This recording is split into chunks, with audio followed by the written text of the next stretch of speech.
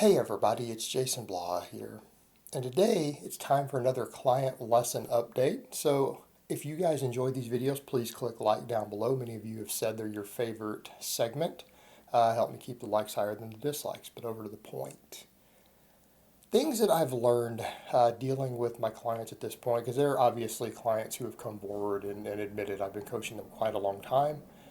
Some of them are more public than others. It's kind of funny that a lot of people haven't realized some of them are actually semi-public on my Facebook page. And I have a pretty wide variety of strength levels in people. I have people who have suffered from severe eating disorders, right? I actually have three of those right now. And I have people who are very advanced lifters. I mean, I do have some guys up in the 500 squat and deadlift range, guys in the 300 bench range, give or take a bit. So I have those guys also, and it's a pretty wide range. And what's interesting to me is that this same problem occurs throughout the gambit. In other words, I have guys who are still fairly weak who have these problems, and I have guys with 8, 9, 10 years of lifting experience who are strong. And when I say strong, we're not talking blasting your brains out with gear strong. We're talking for natural guys who train and don't use gear, don't compete in anything. They just want to get strong to get fun and to look better and be healthy. So, I mean, we're talking 500 plus deadlifts, 400 plus squats, right? Reasonably strong. Those aren't weak guys for guys who train just for self improvement. It's pretty dang good, especially if they're 200 pounds or less. And that is the case there. So, the problem that we have is that people will have anxiety and fear when they approach a heavy weight that will interfere with their ability to execute the lift correctly. And this is one of the reasons I tell you guys you cannot be afraid of missed lifts and you have to be calm. This is why when people want to use stems and stuff like that to lift, I am personally of the opinion that anyone who is not a very, very advanced lifter who has perfect form cannot afford to be psychologically aroused when they lift heavy. You cannot psych yourself up. Because if you're having to psych yourself up in order to get the lift, it means that there's a fear of the lift. Okay, and I do have lifters who do that well. I have at least one lifter who he psychs himself up. He gets super excited. He's not even close to one of my strongest guys, but I do have him on conjugate because it fits well with his personality. He's very extroverted, outgoing, type A personality, business owner, entrepreneur. And he's just how he is. It's his personality. And he will jump under a weight excited and psych himself up and execute perfect form even on a missed lift. Okay? And that's fine because it doesn't interfere with his ability. And this is things that you guys need to be asking yourself. Is your anxiety or the way that you psych yourself up, is it interfering with your ability to execute a lift? And if it is, you're going to have to learn to step back and calm down and take a Zen-like approach and have a mental process that you walk through. And because once you develop bad habits from doing that, it can take months to unlearn them. I have one guy right now, I'm not going to let him do a normal bench press for 2 months because it's so bad. He cannot perform a bench press because of his anxiety when he gets under a bench. And he says it's not, but he can't perform a basic correct bench press when we get any weight that's above like 80% of his max. He cannot do it.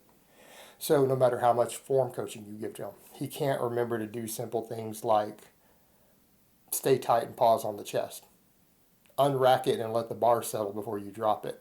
Right? That's what I mean. The basic stuff. But by that same token, I have another guy who psychs himself up, and when he gets a PR, he jumps up and cheers on camera because people record this stuff, and he excels. And he will do the same thing when he misses a lift. Like he will jump over there, be all excited on a lift. He's like, I got that PR, it was good. And it was his max. He'll throw 10 more pounds on it. He will make another attempt, get pinned under it, but he'll get pinned with perfect form. Like his execution will be perfect. It was just too heavy for him. But he's confident. He has no fear when he gets under a heavy bench or heavy squat. He has zero fear, and you can tell. He approaches it with confidence. And that's what we want to see. That's what you want to see. Because that confidence allows him to execute. It's that fear of the weight. And I'll get to one of my more extreme cases with one of my guys in a minute. But by that same token, I also have an advanced guy, one of my stronger guys. He will mess up a box squat because he's scared of the squat. Now, he's not afraid of a deadlift, and he can pull. Like, guy can straight pull. He's over a 500-pound deadlifter. But he gets under a box squat. He will hit that box at 100 miles an hour. And I have to talk to him about it and go, well, why are you doing that? He's like, because I'm having to get so psyched up because I'm afraid of the weight. Like, he's afraid of the heavy squat. It scares him. And we've talked about it. It's that fear of getting stapled. It's that fear of getting driven into the ground like a hammer driving a nail on a missed squat. Okay? Now, some of my guys, this isn't just their maxes. It's even when we're doing a 3x3 or a 5x3, they run into this. But in his case, he's afraid of that weight. Now, he's getting better at it, but we're having to work through that, of approaching the bar calmly and with confidence. Now, some people will joke, a lot of you guys out there would joke and say, oh, that guy just sounds like a big pussy. If you saw the guy, you wouldn't come up and call him a pussy to his face. The guy is lean, he's jacked, and he's got plenty of tats. Like, he's not someone who that would be your first thought, because he really isn't. He's absolutely not. And again, we're talking about over 400-pound box squats. Like, when he approaches a 400-plus box squat, that's how he gets psyched up, and he'll dive bomb it and bounce off that box if you let him, which will hurt you. And we come back over to the point. People are afraid of getting hurt. Okay, that's why they get the anxiety with a big weight. And if you're afraid of getting hurt, in my experience, what do? You program yourself to get hurt. Right? If you're afraid of getting hurt, you've sabotaged your brain to do the very things that will hurt you, because that's your expectation. So if your expectation is to get hurt, your subconscious brain says, well, I'm going to do the things that's going to hurt me. In this case, dive bombing and hitting the box. All right, let's come back over to the arm bend thing. I just made that arm bend video the other day for a specific client of mine who's got a problem with it. He watched the whole video, thought it was phenomenal. Very next deadlift, what does he do? Walks over and bends his arms as soon as he touches the bar. Goes to pull it, he bends his arms and squats down. Okay. I'm not going to be able to let this guy deadlift anymore. He's going to have to go straight to. He's not going to be able to do conventional. He cannot do it because you can't pull that way. You'll get hurt. Now, his reasoning for it, he's afraid of hurting his low back. That's his fear. So he's trying to take his low back out of it by squatting. Well, what did we cover the other day? How do you get hurt really on a deadlift, the squatting? That jerking is what can herniate a disc. Like, you can actually herniate discs in your back by that jerk if you're not careful. That's one of the ways that people get hurt. It's bouncing on touch and go or jerking out of the bottom because you get too loose, right? Your back is loose and you're just jerking. Okay, you could pull stuff in your low back really easy, and you tear biceps easy. So in his head, he's thinking, well, if I squat down more, it'll take the stress off my low back and it won't get hurt. The reality is you can't remove the stress on the low back in a deadlift. And what he's actually doing is creating a stress that will hurt him, but he can't unlearn it. Like, he watched the whole video. He watched the whole video again before he did a deadlift like 2 days ago. It would be yesterday when I'm filming this. And he's like, and I can't believe I'm still doing it. I tried not to.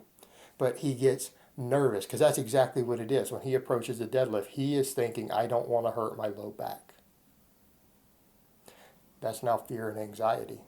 And it messes your form up. And that's exactly what I find with the guys who are afraid.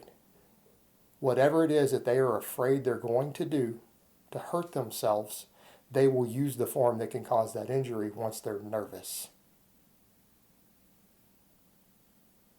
We run into problems like that on the bench press. People are afraid of getting hurt on the bench. They want to get through it quick. They want to be explosive. They want to be powerful. Guys who, because of that, what do? They run over and they just drop the bar right out of the J-hooks, right?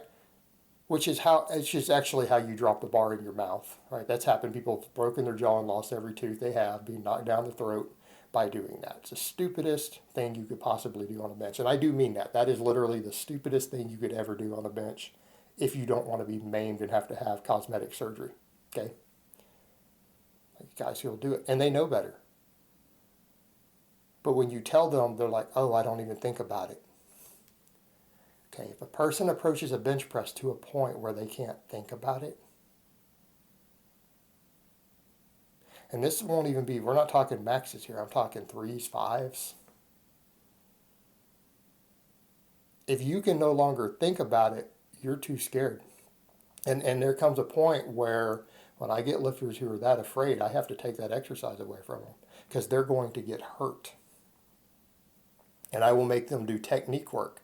And when I make them do technique work, it's literally making them do submaximal singles and re-rack the bar every time with like 80% of their max, one rep, and re-rack it to where I make them unrack the bar, take a deep breath with their elbows locked as they bring it to their lower chest, count 1 1,000, 2 1,000, 3 1,000. I make them count a full 3 seconds, then take a deep breath, lift their chest, and lower the weight. Why? Because you have to go to extremes. Once people learn bad habits, even if it's anxiety induced, that bad habit will now be with them the rest of their life. They will not have the ability to consciously not do it until you force them to slow down. But they can't do work sets anymore. They can't do heavy weight anymore on that exercise once you start doing bad habits. Because as soon as the weight gets heavy or hard again, the anxiety will kick back in and the old habit that you learned and ingrained in your motor patterns will be replicated. Every single time. Okay? So when people say, what does a coach do? I get that a lot. I've actually had people say, I can't believe you charge people $250 a month to give them a spreadsheet. And it's like, I don't. The spreadsheet's the easy part. Okay, I write people spreadsheets. I can have your spreadsheet done in 10 minutes. All right? So if I'm dealing with like 14 clients, 10 minutes of spreadsheet at most per week or every other week, that's 2 hours. Okay, that's 2 hours spent every week or two writing spreadsheets. You got to coach people. A coach has to get inside your head. They have to teach you form. They have to teach you how to lift. They have to teach you how to execute. And in my case, that means I'm in Messenger a lot. We get in Skype and discuss this stuff because all my clients do Skype. We Skype. We do Skype updates. All of them get a minimum of an hour a month. Some get 2. Some get a little more because of what we need to keep them moving forward as a lifter. But this is a lot of what coaching is, guys. It's not just giving people a program. You have to help people get through these stumbling blocks in their training. And not everyone will have these, okay? And there's no way to predict it. You can't just look at someone's personality type and say, oh, this guy is like a passive type person and they have it. And this guy, because he's a very strong type A personality, that he won't have it, because no, they still get it too. You can't determine it ahead of time. I found that. And with certain lifters, it only appears on certain lifts. And in some lifters, you'll get 2 or 3, 4 different exercises where they do stuff like this. Okay? And you have to kind of find the root cause of it. And it's almost always fear of the weight, fear of getting hurt. And you have to help them get through that. All right, guys. Well, that's really all I have to say on that today. I hope it's been informative, and I will talk to you guys next time.